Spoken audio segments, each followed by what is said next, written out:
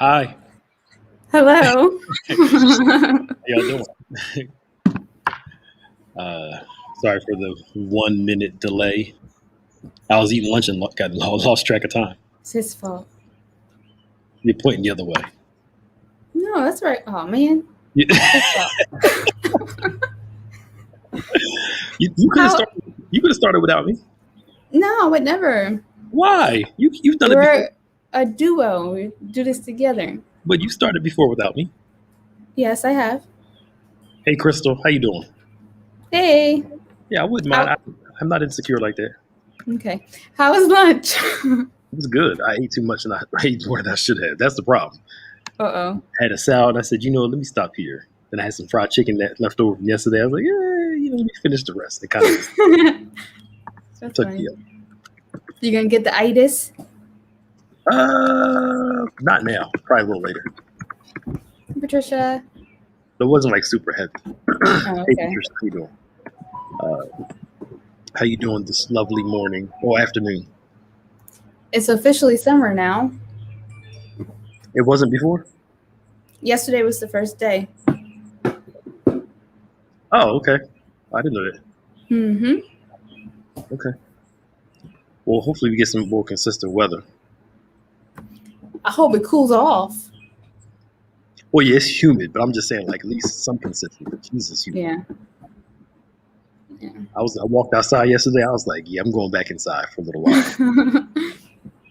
Speaking of yesterday, happy Father's Day to you. Thank you. I appreciate that. Did you do anything special? You get new pair of socks? No. I got what I wanted. Good. I got to sit home and lay down and do nothing Nice. for the most part and just eat. I finished watching my Star Wars, the Clone Wars series, and That's a cartoon. there's a One? cartoon version. Yeah, that's in between Attack of the Clones and the Revenge of the Sith. So I watched most of the final season yesterday. And Gotcha. That's cool. watched like 5 to 6 episodes in one day, and felt It good. sounds like a good day. Yeah, we hope all of you had a good day too.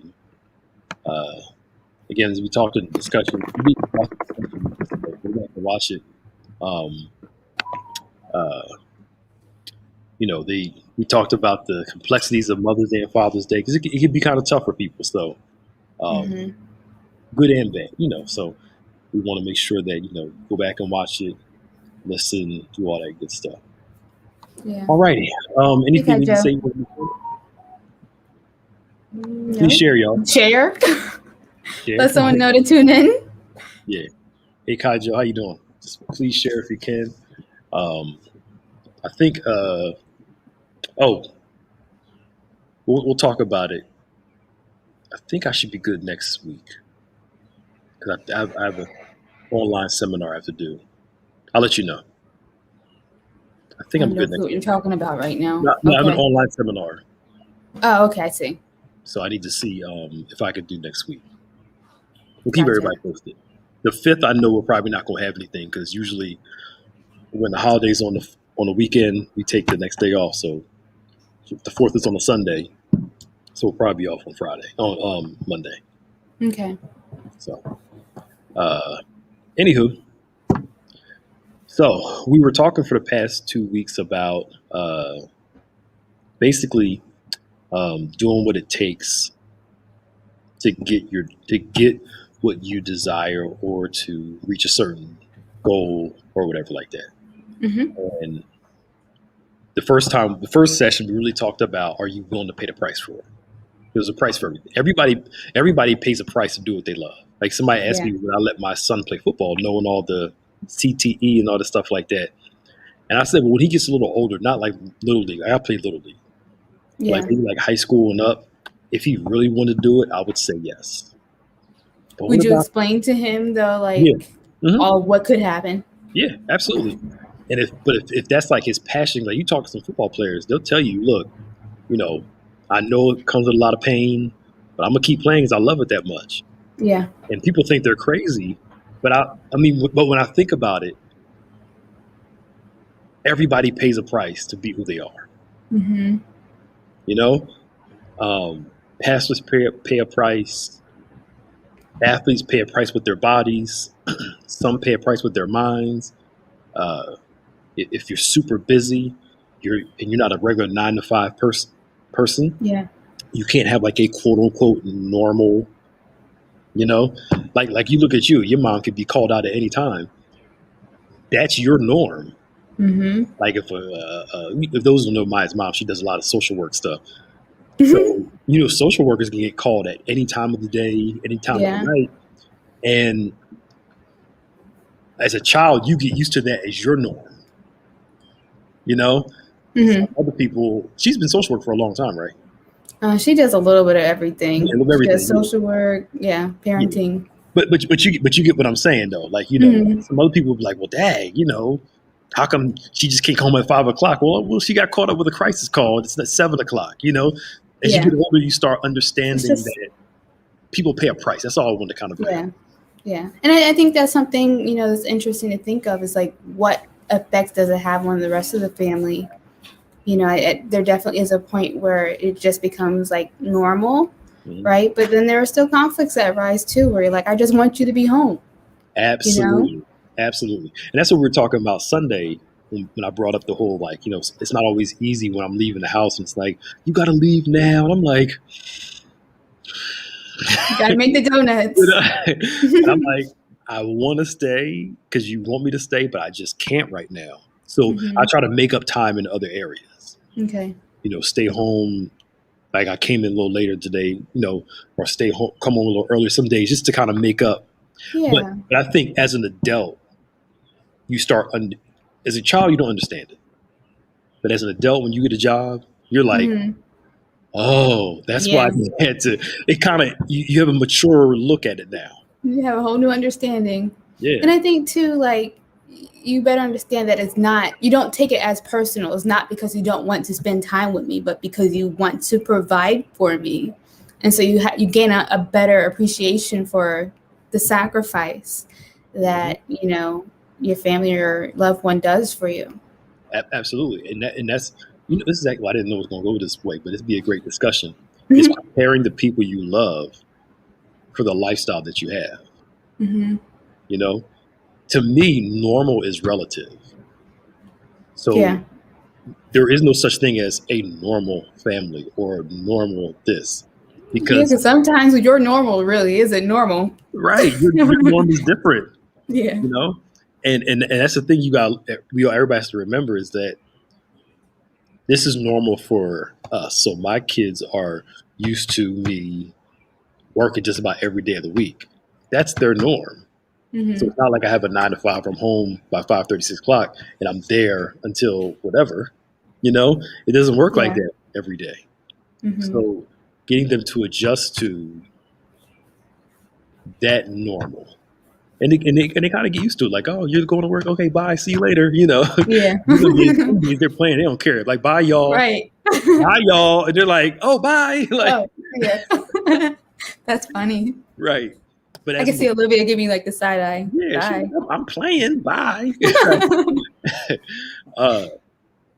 But our families and our loved ones pay a price too. Put it that way. Mm-hmm. And like we talk about wrestling, the wrestling documentaries. Did you watch the Andre Giant yet?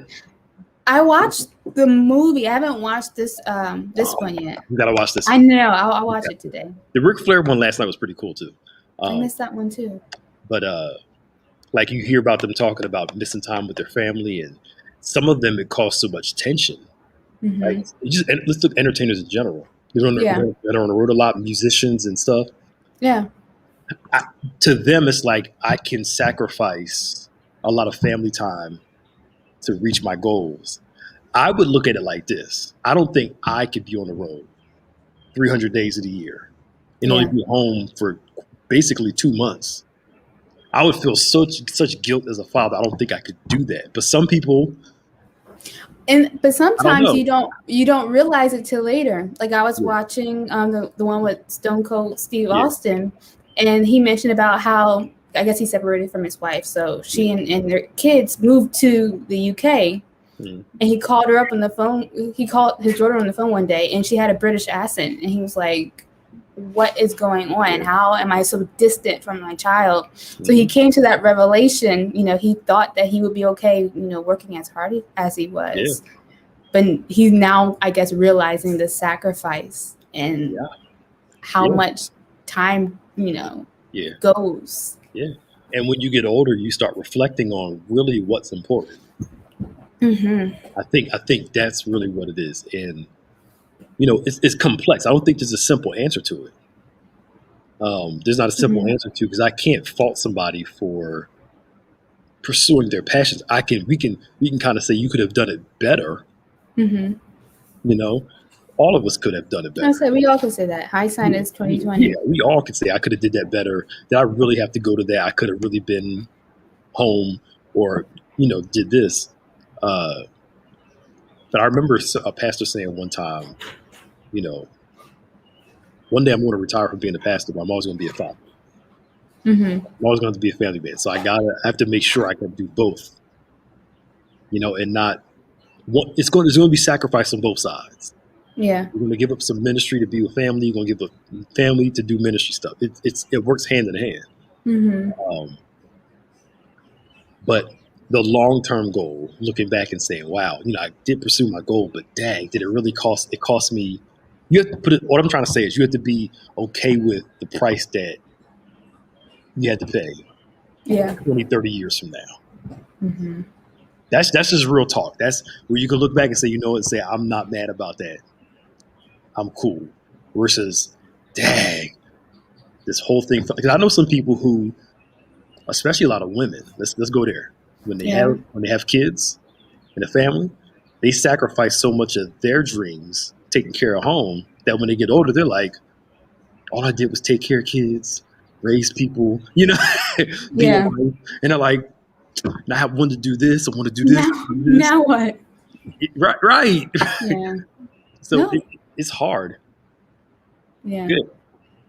No, I think we talked about this last week too. It's important to find a balance, and I see you doing that. You posted, like the Instagram video of you playing the piano with the kids. Like, I think that's a good balance, and something that we actually talked about during the Father's Day panel yesterday is not, providing things or clothes and toys or whatever. Is they just want to see you.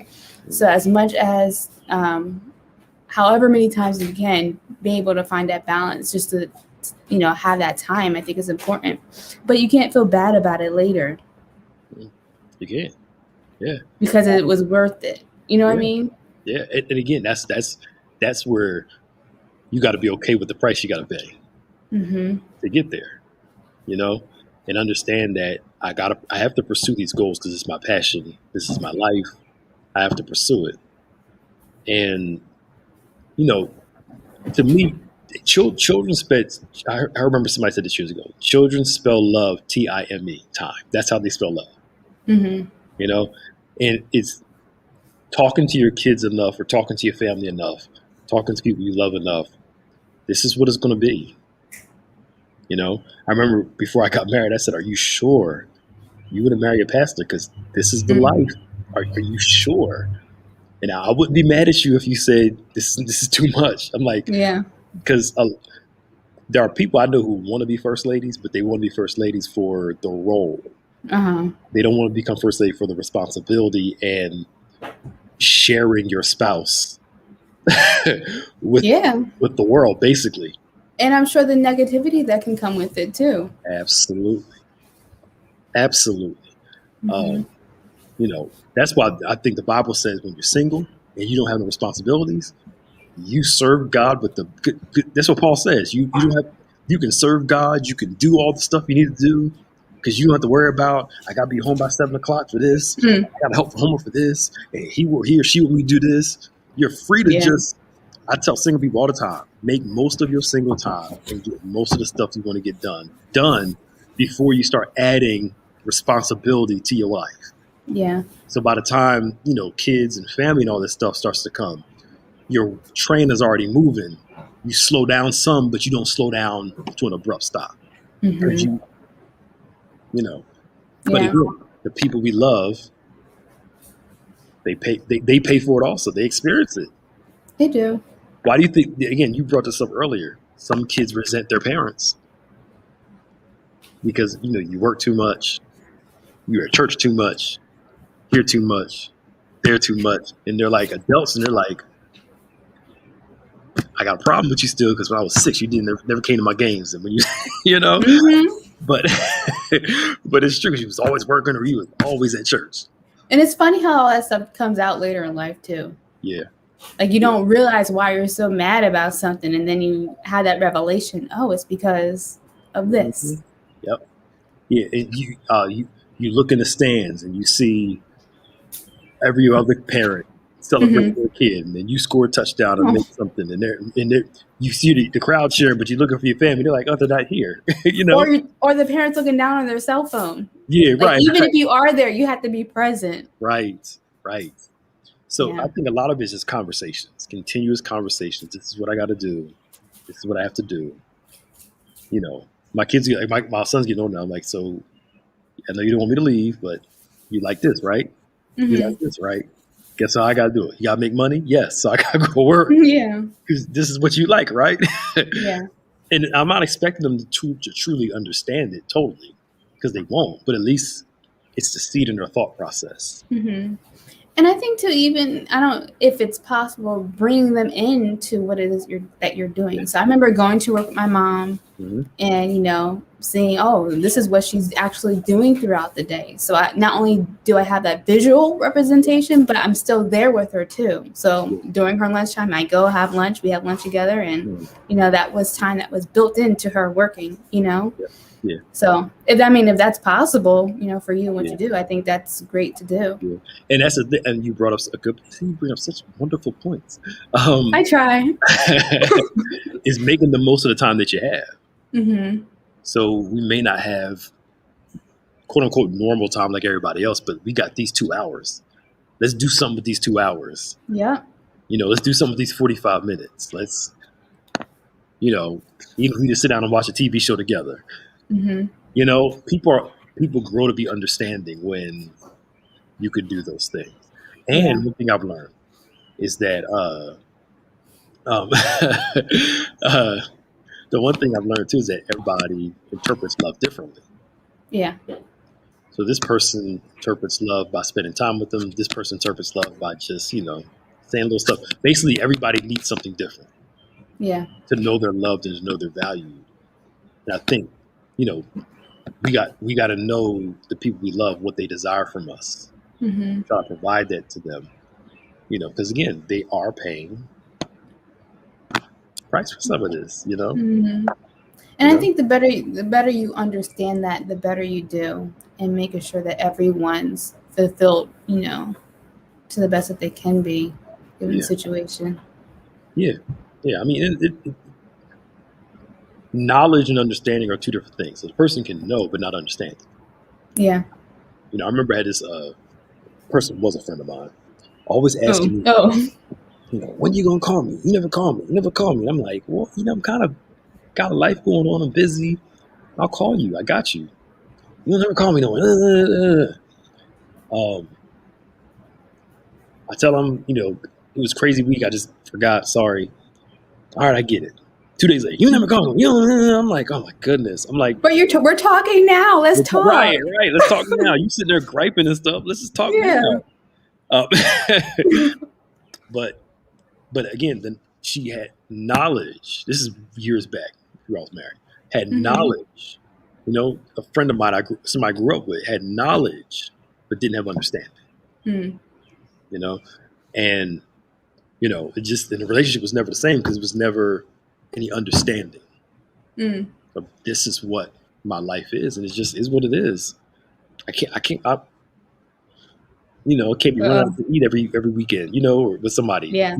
People like that I grew up with, like, yo, you never go out. I'm like, well, I got wife, kids, family, work. It's just kind of hard for me to get out, Yeah. Do you think that there's a level of respect that comes with that too? Where you're not respecting or seeing the value in the work that I'm doing? It could be for some people. They only think about themselves. And then, some people, they may not respect it. Like I know with ministry, they're like, oh, you can just take off anytime you want to. I'm like, no, I Mm. can't. All you No, do that is, would be nice, I'm sure. yeah, right. All you do is teach and preach. I'm like, I do more than Wow. that. Mhm. People think ministry is just like you think you can just come and go when it's actually a job. It's Yeah. work. They assume just we play golf all weekend, and then Sundays, here you go with this sermon. It came out of nowhere. God just dropped it on us. It doesn't work like Wow. that. Doesn't work like that at all. So, Yeah. I mean, but there's a sacrifice that comes along with everything that we do, and sometimes the people we have.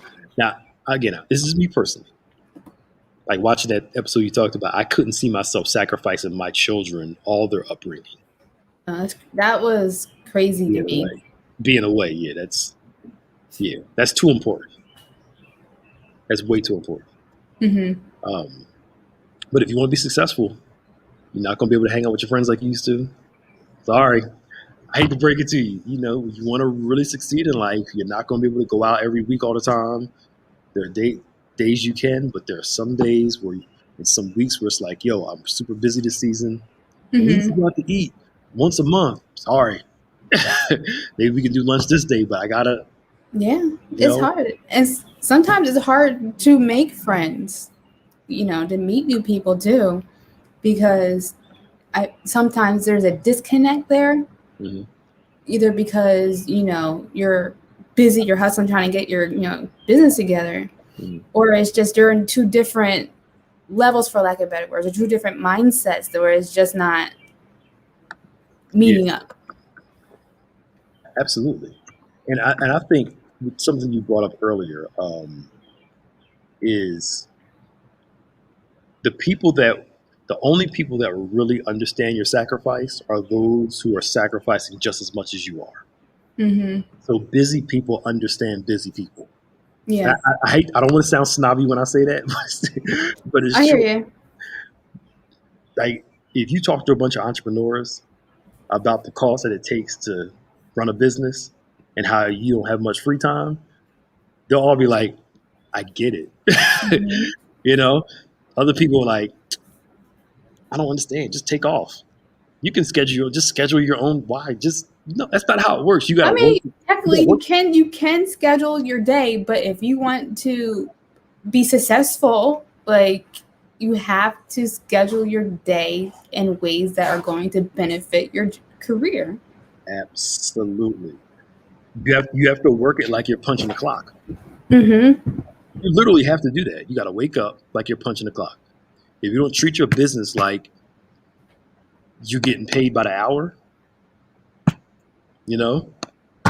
then it's really not going to jump off the way you want it to. Mm-hmm. See, that's the thing.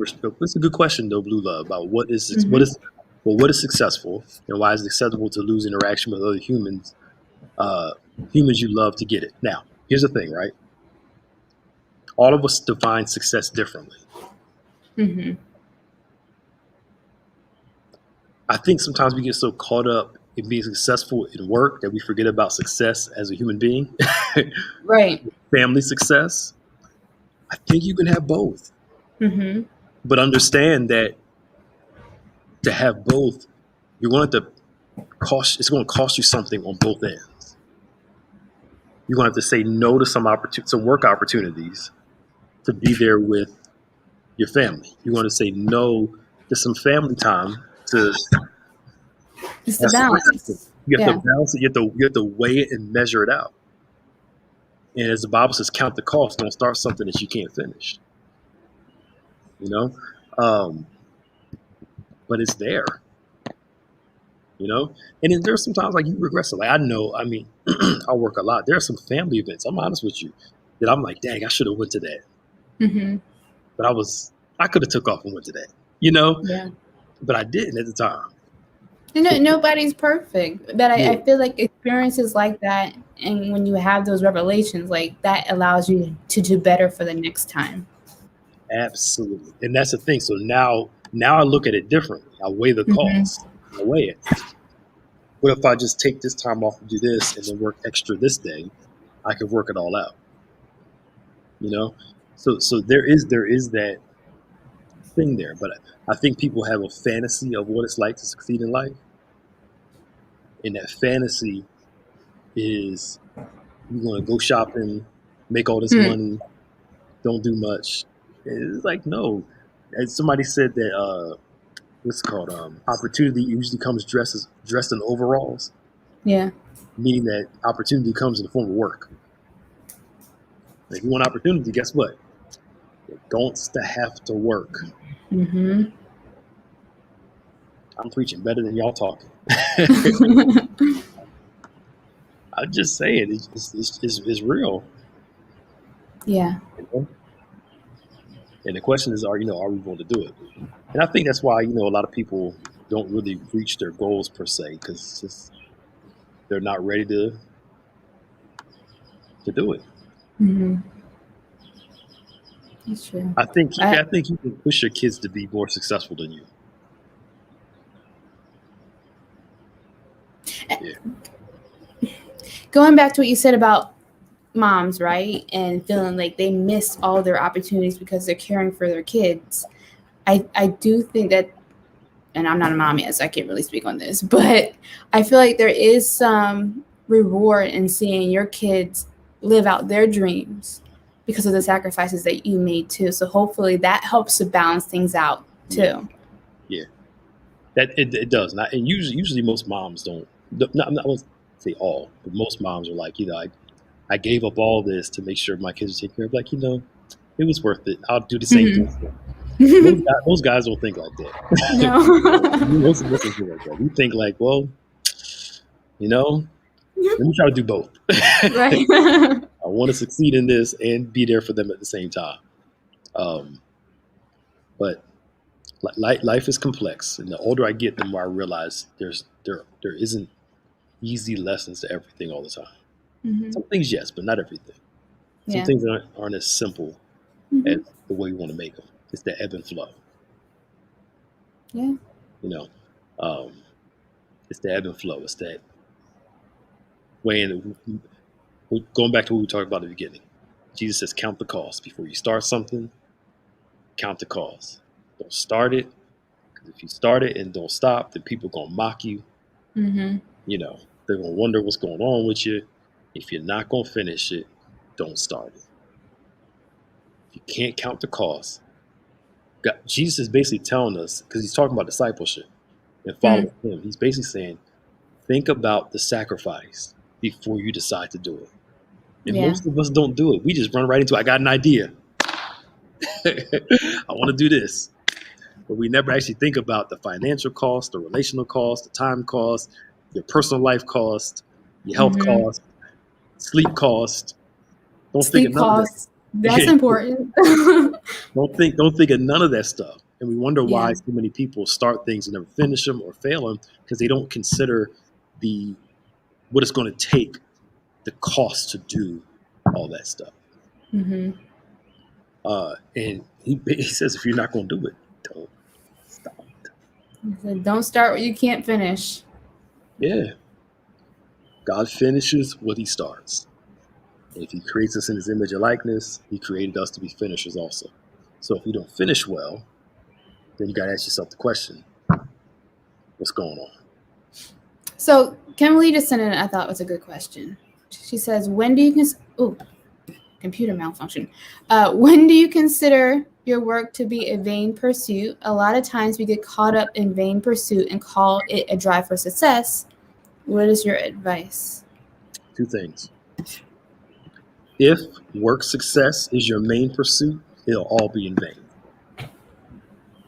As Solomon says, I got all this stuff, and guess what? All of it was vanity. Mm-hmm. Because the heart turned from God. And if success is your only pursuit, it'll all be in vain. Mm-hmm. Completely. So there's nothing wrong succeeding in life, nothing wrong having the drive to do business, to go further your career. But if that's your number one priority instead of God, it's going to leave you empty at the end. Yeah. The other part of it is this. How can I say this? Some people are working in an arena that they're never going to succeed in. because they're not good at it. Mm. They're not gifted at it. You know what I'm saying? It's just it's like this. Somebody said the lie that everybody can be an entrepreneur. Everybody's not going to be an entrepreneur. Everybody doesn't have the chops to be. So, and there's nothing wrong with that. Mhm. Some folk are great workers, which means you work for somebody else, Yeah. and you may have some side hustles. But everybody's not built to be an entrepreneur. And there are some people who don't have the chops for it that are still trying to do it, and they're wondering why it's not working because that's not what you're called to do. So when do you know when to cut it off, though? How do you make that judgment? Let's go back ahead of time. Should you have even started it? Mhm. You know what I'm saying? Should you have even started it? I'm playing devil's advocate, but I like, mean, you I are. mean, we all like to learn. Like, we can improve and we can learn how to do stuff. All right, let me give you an example. This is very simple. I don't care how many singing lessons I take. I can take every singing lesson from here to Jesus comes. Jesus comes, as they say. I'm never going to be a professional singer. They have to auto tune, add some stuff to it, fluff it up. Um, like we all know those people who swear they can sing but can't, Hmm.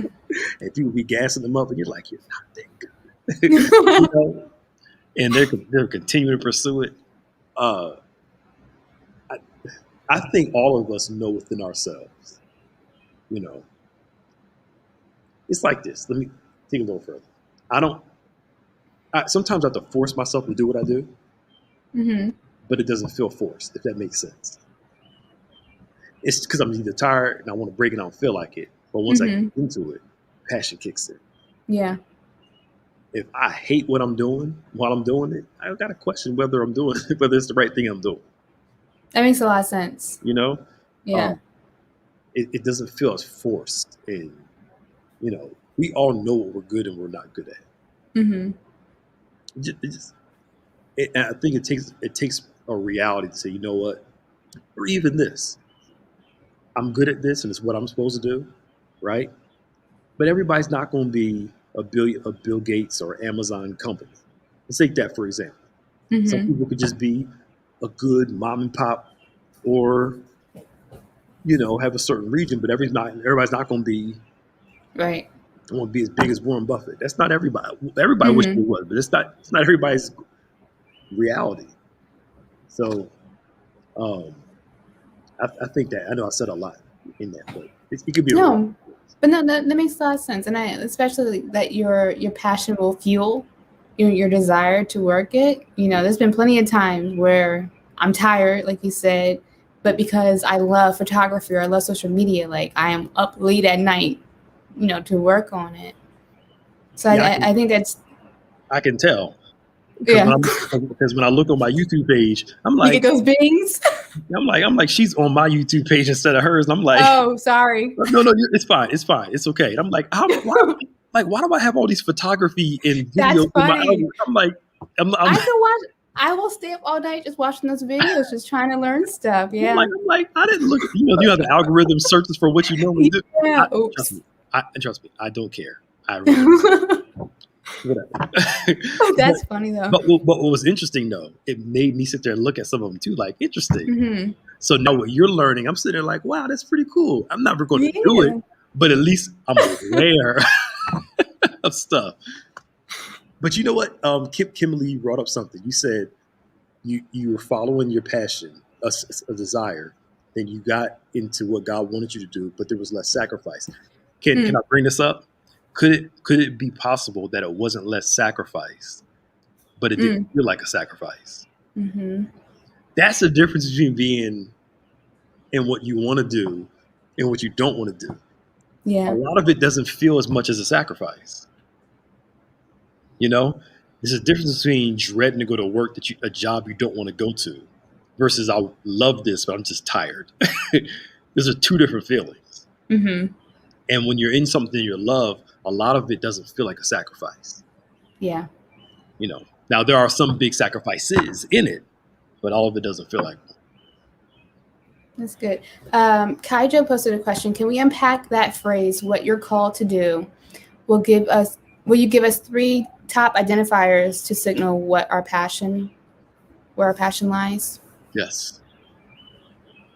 Our purpose and our calling in life, it usually can be discovered in a few ways. It's the thing that you have passion for, but you're afraid to do at the same time. Hmm. Passion and terror all in the same moment. You know, you want to do it, but something in you is scaring the mess out of you from doing it. Yeah. That's one. The other one is you're passionate, and when you do it, you find satisfaction. Now, the satisfaction is deeper than an emotion. It's something that is you can't explain it. It touched a place in you where you're like, "Yo, I just did that," and you feel satisfied. It's Mm-hmm. more than it's more than a feeling of accomplishment. It feels like fulfillment. If that makes sense, it feels like you hit a certain slot. Like that felt right. There it is. That Yeah. felt right. You know. Um, the other one is look at what makes you angry in the world. Mm. What really gives you what we call righteous indignation? When you see it, it just totally throws you off, and you're like, somebody needs to fix this. Mm-hmm. You keep saying somebody needs to fix this, when the reality is God may be calling you to fix it. You. That's why you feel so much anger towards that problem and have such a passion for it to be fixed. You always talking about these kids. Somebody need to have mentor these kids. They need to have a school program. You keep talking about it. Maybe you should be a part of the solution. Mm-hmm. So those are some good identifiers for it. But I would say you follow your basic, uh, the basic part first. Your basic calling is to serve God, glorify Him, live for Him. And as you do Yeah. the general, He starts revealing the specific. Mm-hmm. And I think that's so funny how the enemy works. Like he will cause you to fear the one thing that you are called to do that will Mhm. be a blessing to God's people, right? Yeah, That's so funny to me. yeah, yeah. About something you're good at, should there still be some type of limit? I mean, if that's what we're talking about, if you're good at something, there's a certain limit to it. I think it was that part of the conversation of everybody's not going to grow at the same rate. I think there's limits to everybody. Everybody's not going to be like you look at churches. Everybody's not going to have 5,000, 2,000, 500, 700. Now if it's just been you and your family for the past 10 years, you need to Mm. reconsider. I'm not being facetious. I'm just being honest. Like, you need to reconsider that one. But everybody's not going to have the same size church. You work what God gave you to the best of your ability, and you learn, you grow, and you trust God with how He chooses to energize His gift, how He chooses to bless. Mm-hmm. Yeah. Yeah, yeah, yeah. So, And I think sometimes getting so lost in the numbers mm, steers you off track so that you won't grow yeah, the way that you're meant to. yeah, yeah. And Kimberly, yeah, sometimes it will open up some doors for you. Saying, you sacrifice family time. Your, your setting is different, but you have more time with your family.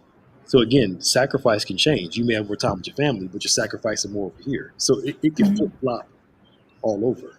It all depends on situation. And God called us to a life of sacrifice for living for Him in general. But when it comes to like your career, your business and stuff, um, it's not like you're making these huge sacrifices every single day. You know what I'm saying? It's just you have these moments where it's going to cost you something Mhm. to be this. Now you have your everyday normal sacrifices, but then there's some sacrifices you're like, whoo, it costs that That much, hurt a little bit more. right? It costs that much, and you're like, oh, but I got to do it. Yeah. I've experienced that before too. And you got to literally talk to yourself because you're like, oh, okay, Uh-huh. yeah, But it pays off in the end. yeah. And Blue Love, we're not talking about stopping.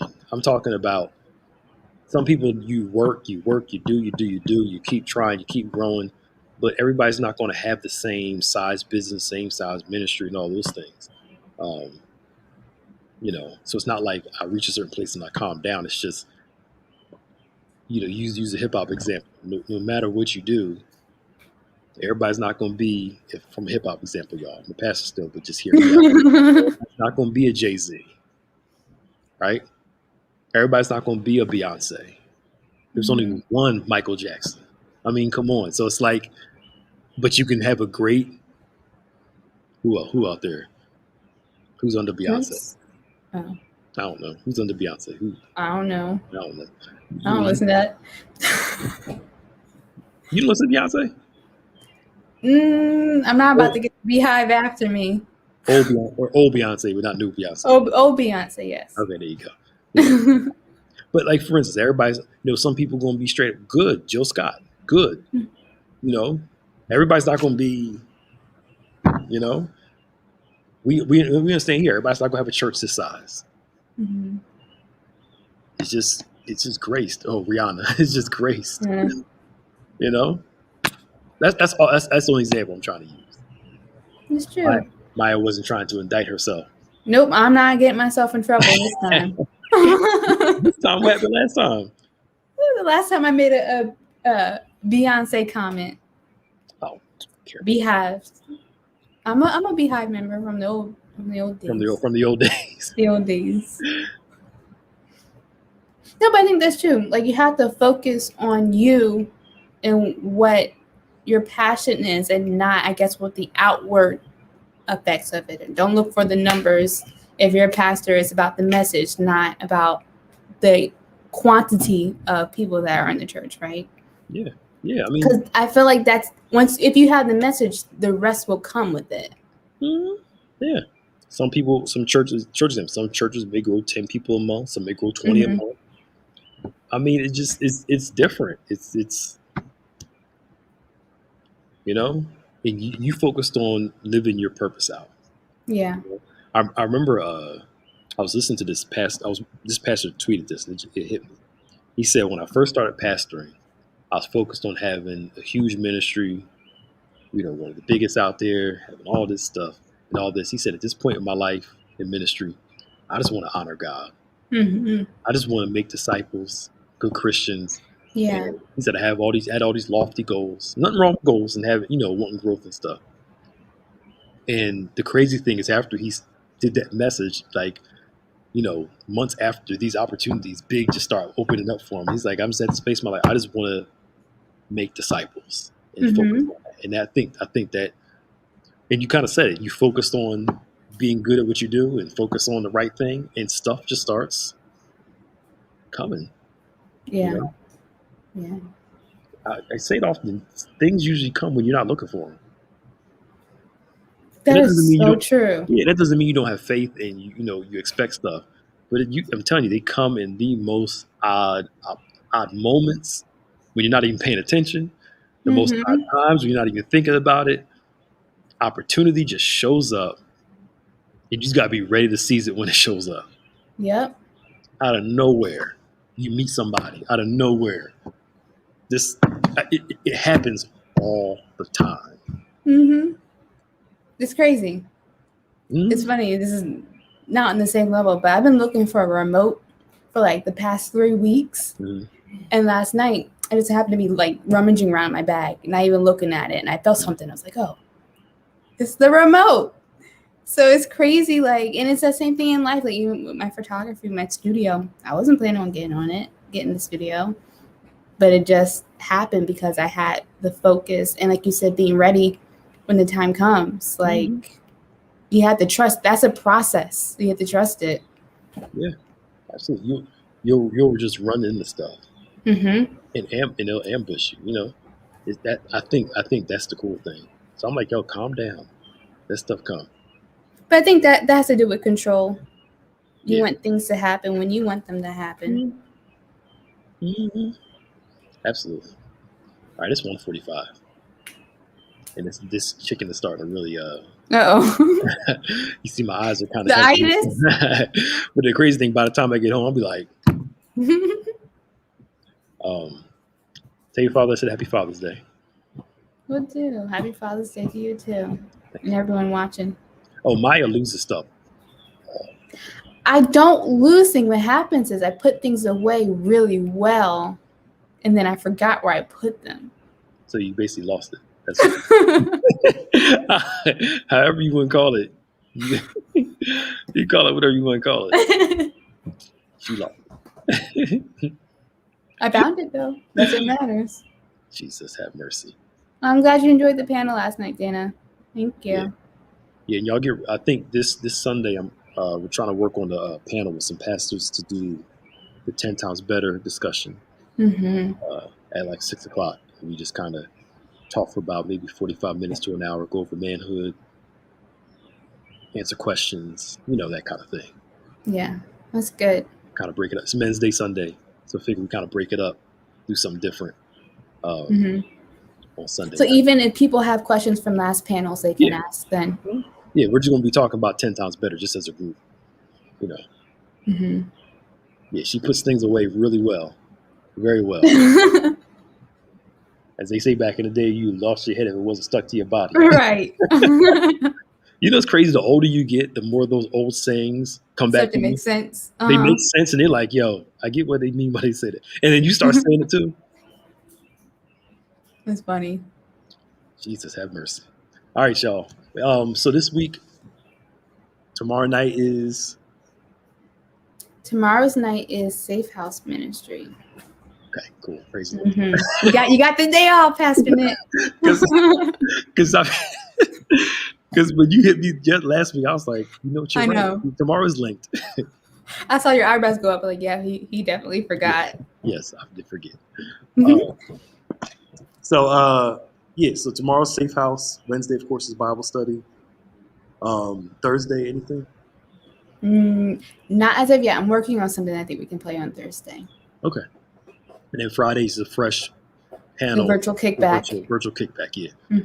So for that, you have to register ahead of time. So you can email fresh with the number 3 at gotobethany.com. Yeah. Those are always a lot of fun. Yep. And 5:30 tonight is recap, and 7 o'clock is the driving service, right? Yes. Yeah. Okay. All right. Cool beans. A lot of fun. And if you're in the area, you might as well come out to driving service on Saturday at 11:30. Yep. All right, y'all. Well, the Lord bless you. Lord keep you. See y'all later. Bye. Bye.